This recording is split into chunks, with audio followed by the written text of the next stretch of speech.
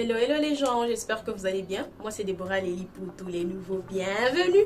Et les anciens, vous-même vous connaissez votre go. On n'échange pas une équipe qui gagne, guys. Pour les petits malins, vous savez que j'ai fait cette vidéo le même jour parce que même maquillage, c'est juste la jaquette au-dessus. J'ai toujours mon moignon. Bref, j'ai pris un peu de l'avance du fait que la semaine prochaine, bon, qui est supposée être cette semaine, je suis en pleine semaine d'examen et ça serait un peu difficile de manager. Bref, vous n'avez pas envie de connaître ma vie. Aujourd'hui, on se retrouve pour une nouvelle vidéo. Les vidéos hot, les vidéos spicy, les vidéos que vous aimez tant, c'est pour une story time. Guys, l'histoire d'aujourd'hui, ça me fait mal, mais bon, je vous explique. Bref, passons à l'histoire. Par rapport à cette histoire, si je dois la localiser dans le temps, quand est-ce que ça a commencé, c'est un peu compliqué, mais l'histoire en question est en cours. Bref, on va dire que quand j'étais à l'high school, à l'école secondaire, au lycée, j'étais parmi les filles les plus fraîches, les plus convoitées et tout de mon lycée. Non seulement de mon lycée, même du lycée voisin. Un lycée. Bref. Même du lycée voisin. Il faut savoir que je suis le genre de personne qui a toujours été sage. Je suis pas trop dans les chichis, je suis pas quelqu'un qui est trop dans les trucs des garçons ou des sorties. Genre, je suis calme sur moi, malgré que j'avais peut-être cette popularité de belle fille, la fille fraîche, la fille, genre une fille qui est parmi les filles les plus fraîches, toutes ces choses-là. Genre, j'avais jamais été dans l'optique de dire, ok, comme je suis fraîche, je profite des gens, je sors avec qui, j'ai fait ci, j'ai fait ça. Non, non, c'était pas ça en tout cas. Et il s'est fait que dans mon lycée, il y avait un gars qui n'était pas physiquement, il n'était pas trop à son avantage, dans le sens où il était énormément en surpoids, limite il était obèse. Et le gars en question n'était pas parmi les plus convoités. Je ne sais pas si vous comprenez un peu ce que je peux dire. Je ne dis pas que si tu es en surpoids, tu es laid ou quoi que ce soit, non, loin de là. Mais j'explique juste l'histoire. Et il s'est fait que le gars en question avait un crush sur moi et tout le monde le savait en fait. Même moi-même, je savais que ce gars ici crushait sur moi. Je ne sais pas si vous vous rappelez les petites habitudes qu'on avait, peut-être d'écrire des trucs, des lettres et puis tu envoies la personne, genre un anonymat. Genre, bizarrement, je savais directement que ça ne pouvait être que lui. Je ne sais pas si vous comprenez. Genre, j'ai recevais des lettres et je pouvais savoir que ça c'est elle, ça c'est elle, ça c'est elle. Mais moi, ça ne m'intéressait pas pour autant. Et il s'est fait que après le lycée, on a eu le bac et tout, on est allé à l'université. Et il s'est fait que moi et le gars, on est allé à la même université. Et non seulement ça, c'est là que le gars, parce qu'il faut savoir que, bon, comment est-ce qu'on va l'appeler? Bertrand, oui, voilà. Bertrand, il faut savoir que Bertrand, c'est le genre des personnes très timides, dans le sens où depuis le lycée et tout, depuis l'école secondaire, il n'a jamais eu le courage de m'adresser la parole. Même pas un bonjour, dans le sens où, même quand je pouvais les saluer pour être juste gentil, limite, il répondait pas. Pas parce qu'il voulait pas répondre, mais c'est quelqu'un qui est tellement timide, tellement gêné, qui n'a pas confiance en lui, des trucs un peu comme ça. Et arrivé à l'université, c'est là que, bon, moi déjà, comme je vous ai dit, je suis pas quelqu'un trop dans l'image, même si on pouvait me mettre dans la case de ok, les filles les plus fraîches, elle s'habille bien, elle est jolie, elle est comme ça, on te met directement dans une case, mais j'étais pas trop dans les trucs du genre, je parlais pas à ceux qui ne sont pas comme ça, je parlais pas, non, c'était pas ça. Et il s'est fait qu'à l'université, bon, comme on était dans la même classe et tout, genre on avait plutôt les cours, presque la majorité des cours ensemble. À des moments, on pouvait s'asseoir sur le même banc, je pouvais les saluer, et c'est comme ça que petit à petit, on a commencé à avoir des conversations. Et bizarrement, déjà, il faut savoir que je ne suis pas quelqu'un quand j'aime quelqu'un, soit si je sors avec quelqu'un, directement sur les physiques. Non, non, non. Ce qui m'attire le plus sur les humains, sur les gens, c'est le mental, la manière de réfléchir, la manière de faire les choses, leur mindset, ouais, un peu leur aura, tout ça là. Bref. Et c'est comme ça qu'avec le temps, moi et Bertrand, il s'est plus ouvert, il n'était plus trop timide envers moi. Parce que pour lui, il se disait que peut-être que je pouvais être méchante avec lui comme certaines l'étaient. Et ne pas peut-être lui adresser la parole ou mal lui répondre. Et pourtant, moi, j'étais pas dans tout ça là. Et très vite, il s'est senti à l'aise, on a commencé à parler. Genre, on est devenus limite des amis et tout. Et à chaque fois qu'on avait cours ensemble, on s'asseyait quasiment ensemble. Dans le sens où, s'il arrive avant moi, il prend la place d'à côté pour moi. Si j'arrive avant lui, je prends plutôt la place d'à côté pour lui. Et c'est comme ça qu'on évoluait. Aux pauses, on allait manger. Et petit à petit, des choses ont commencé à s'installer. Et c'est comme ça que l'université, on évolue bien ensemble et fin de fin, Bertrand trouve le courage de me m'avouer ses sentiments, bien que je les savais déjà, mais pour moi je me disais juste, c'était juste là, peut-être une amourette d'enfance, un petit crush par là, peut-être parce que si j'étais parmi les filles qui étaient un peu plus convoitées et tout, des trucs un peu comme ça. Et c'est comme ça que quand il m'avoue sa flamme et tout, j'étais aussi contente, je me suis dit ok, pourquoi ne pas essayer, parce que j'aimais bien sa personne, il était gentil, il était très attentionné, intelligent, tout ce qu'on veut, même si physiquement, selon d'autres personnes, c'était pas ça. Mais pour moi, comme je vous ai dit, le physique n'était pas trop important. Et c'est comme ça qu'on entame une relation. Et notre relation, elle était vraiment saine. Tout s'est passé vraiment très très bien. Et il s'est fait qu'au bout d'une année, 2 ans par là, Bertrand a commencé à avoir des problèmes de santé. Bon, bref, il a toujours eu des problèmes de santé suite à son obésité, si on peut dire comme ça. Mais ça a commencé à un peu plus s'accentuer et il fallait qu'il puisse faire quelque chose parce qu'il avait essayé avec le sport, des régimes et tout. Ça ne semblait pas vraiment aboutir à quelque chose. Et c'est comme ça qu'il a décidé de faire une opération. Je ne connais pas le nom de l'opération, mais c'est une opération qui consiste à réduire la taille de l'estomac pour permettre à la personne de moins manger afin de perdre du poids, si je dois l'expliquer comme ça. Et il a eu recours à cette opération-là. Moi, en tant que petite amie et amie en même temps, j'ai vraiment été là, genre, c'était dur, mais on était là, on a bien tenu et tout. Et il s'est fait qu'au bout de quelques mois, il allait mieux et on pouvait même voir déjà le changement, comment est-ce qu'il commençait déjà à perdre le poids et tout, nanana. Bref. Et puis, une chose que j'ai oublié de vous dire, c'est que Bertrand, c'était quelqu'un qui était trop insécure. Insécure dans le sens où, si je dois expliquer ça, il n'avait pas trop confiance en lui. Et non seulement ça, il avait peur que je puisse le tromper. Dans le sens où, comme j'étais belle et tout, il se disait peut-être qu'un autre gars plus beau que lui pouvait venir et... On avait des petits problèmes, entre guillemets, à cause de ça. C'était, on peut dire, les seuls problèmes qu'on pouvait avoir. Et non seulement ça, la majorité des personnes lui disaient toujours que toi, Bertrand, tu sors avec Déborah, tu ne la vois pas, c'est sûr. Si un mec qui vient, ou soit elle est déjà en train de te tromper, des trucs un peu comme ça, vous voyez un peu. Et plus tu entends, genre, plus tu alimentes ton cerveau avec ces genres de trucs, plus tu finis par y croire. Et ça apportait un peu des petits problèmes. Et c'est comme ça que, après l'opération, tout semblait bien évoluer. Il a commencé même à perdre du poids. Les problèmes de santé ont commencé à diminuer et tout. Et avec le temps, et puis il faut savoir que Bertrand, c'est quelqu'un qui, je dirais pas qu'il s'est négligé, mais du fait qu'il n'avait pas une très bonne image de lui, il n'arrivait pas à prendre soin de lui. Et quand j'ai commencé à sortir avec lui, j'ai essayé de... le saucer, le mettre un peu dans les piments, dans les spicy, quoi. Et c'est comme ça que, du fait qu'il a eu à perdre beaucoup de poids, il fallait qu'il puisse changer totalement toute sa garde-robe. Et c'est comme ça que on s'est décidé, on s'est dit, ok, qu'on puisse aller faire du shopping. Et quand on a commencé à faire du shopping, parce qu'il faut savoir, quand il avait eu à faire la réduction de son estomac, après quelques temps après, il a aussi commencé un programme sportif petit à petit pour essayer un peu d'équilibrer et puis essayer de manger plus sainement. Et il s'est fait que l'allure de la personne avait changé. Et quand on est allé faire les courses, si je dois dire ça comme ça, plutôt le shopping, il avait les yeux sur lui. Genre, les gens avaient les yeux sur lui plutôt. Et il plaisait, genre, sans mentir, il plaisait. Genre, il y avait une certaine aura qui sortait de lui et il avait eu à s'en rendre compte quand on faisait notre shopping. Genre, les filles le regardaient. Quand il sortait sans t-shirt, genre, ouais, un peu des petits trucs comme ça, des petits compliments par-ci, des petits compliments par-là. Et moi, étant sa petite amie, j'étais contente, genre, directement, ça m'a pas donné les trucs du genre de se dire, être jalouse ou quoi que ce soit. Non, je me suis dit, ah, enfin, comme les gens sont en train même de remarquer, de lui faire des compliments, c'est-à-dire que ça va aussi l'aider lui-même parce que faut savoir qu'il avait vraiment le problème de confiance en soi.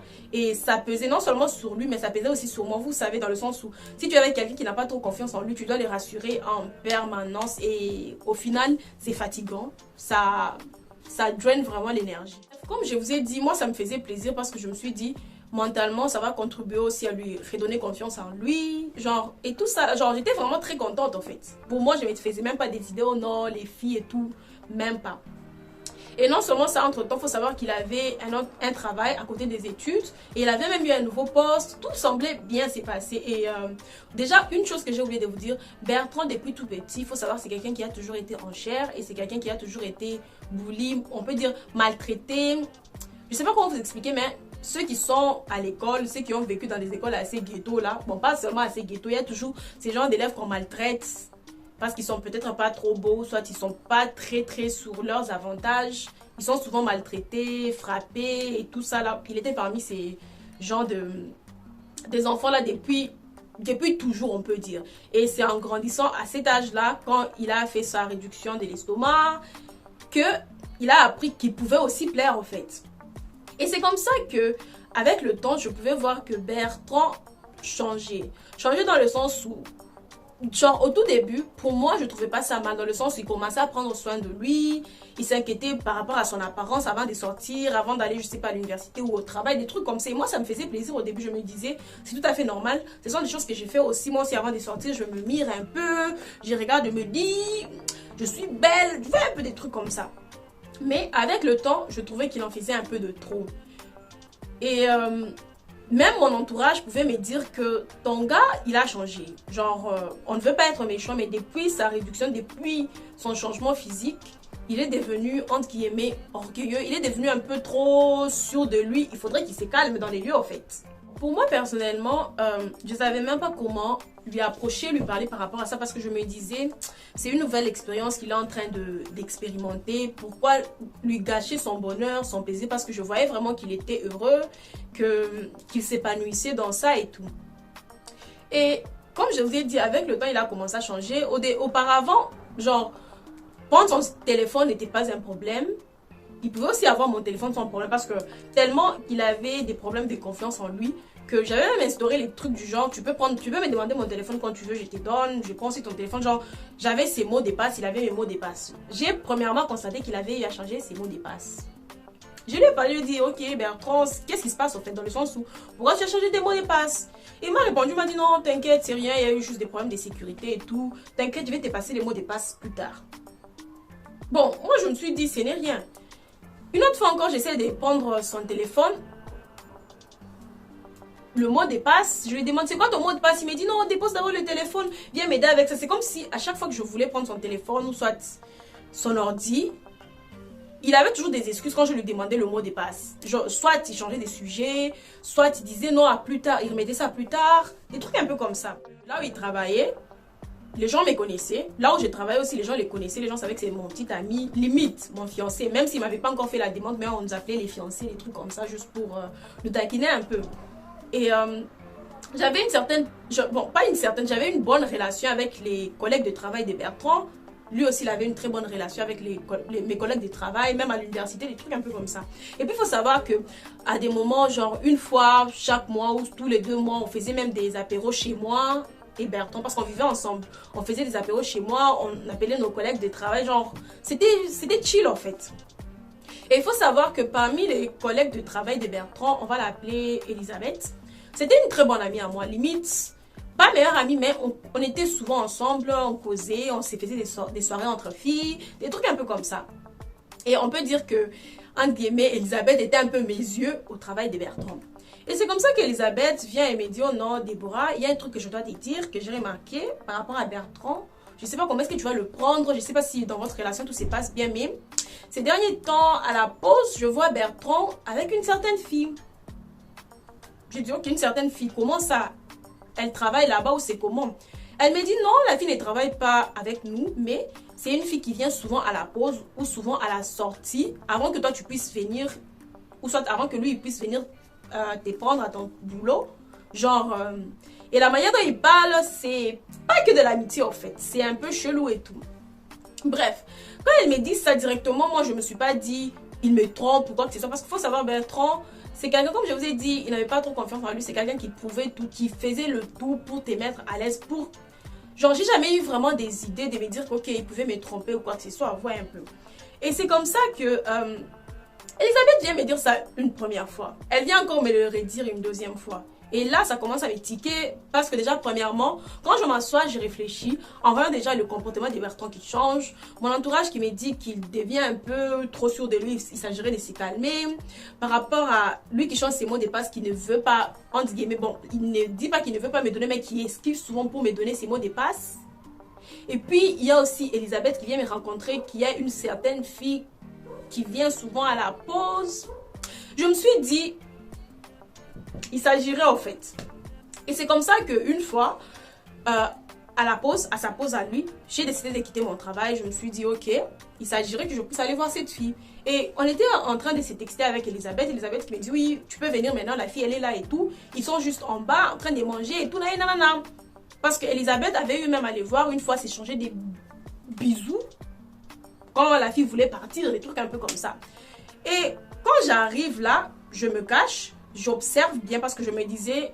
Je ne peux pas juste débarquer comme ça, pourtant ce sont des amis. Je me suis dit, je dois vraiment observer. Comme Elisabeth me dit souvent que la manière dont ils sont en train de parler dans les lieux, c'est chaud. Je veux voir cette manière dont ils sont en train de parler pour moi-même mettre une conclusion sur ça. Bref, c'est comme ça qu'ils finissent leur, je sais pas, déjeuner et tout. Et la fille, avant de partir, elle lui fait un câlin et puis l'embrasse. Sous le choc, je débarque, je dis, ok, qu'est-ce qui se passe et tout. Et là, Bertrand, il sait pas quoi dire. Oh, écoute, je vais tout expliquer. La fille aussi qui demande, celle-là, c'est qui donc? Truc de fou. Je m'en vais. Je rentre à la maison, j'étais très bouleversée et tout.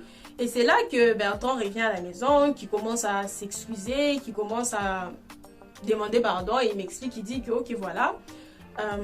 La fille, il a eu à la rencontrer à telle date et ça s'est passé comme ça. Ils ont commencé à se dater. Genre, limite, il me raconte qu'il me trompe. Ça fait déjà un bon bout de temps.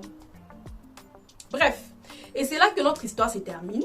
À l'heure actuelle, il faut savoir déjà que Bertrand veut revenir dans la vie de la fille qui nous a raconté l'histoire. Et puis, il faut savoir aussi que la fille a été un très, très gros, même pas grand, trop gros soutien pour Bertrand quand elle a eu son opération. C'est même elle qui l'a même eu à...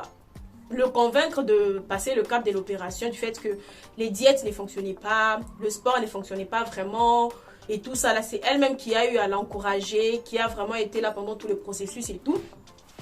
Genre, elle fait vraiment partir de la vie de Bertrand. Et à l'heure actuelle, Bertrand regrette et il veut revenir dans la vie de la femme qui a eu à raconter cette histoire. Si vous avez des conseils, si vous savez quelle décision elle peut prendre, mettez-les en commentaire s'il vous plaît. On a besoin de votre avis par rapport à cette histoire. Si elle passe par là, parce que je sais qu'elle va passer par là, celle qui nous a partagé l'histoire. Si tu passes par là, ma belle, courage à toi. Et aussi, si moi personnellement, si je dois dire un truc, c'est ma belle poubelle.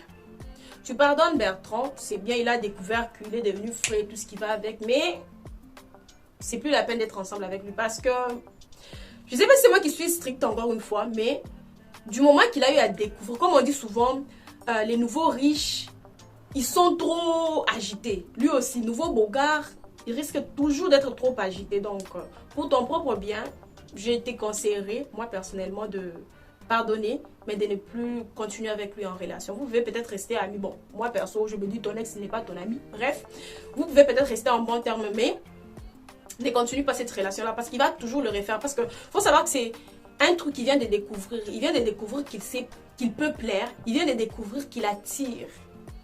Sachant que c'était quelqu'un qui n'attirait pas, qui était un peu délaissé de côté. Et là, ça lui est venu juste comme ça, ma belle. Non. Bref, moi, je t'ai conseillé de laisser tomber, tu pardonnes, tu move on avec ta vie et tu les laisses aussi faire sa vie. Sinon, c'est tout pour moi pour aujourd'hui. N'oubliez surtout pas de liker, de partager. Peut-être qu'il y a quelqu'un qui vit une situation similaire, soit quelqu'un qui a vécu quelque chose comme ça, qui saura donner des conseils. Commentez, on a besoin de votre avis par rapport à cette histoire. Et aussi, abonnez-vous, guys. Abonnez-vous. Non seulement ça, venez me suivre sur mon Instagram qui sera juste là. Si vous avez aussi des histoires, envoyez-moi sur mon Instagram. Je réponds à tout le monde.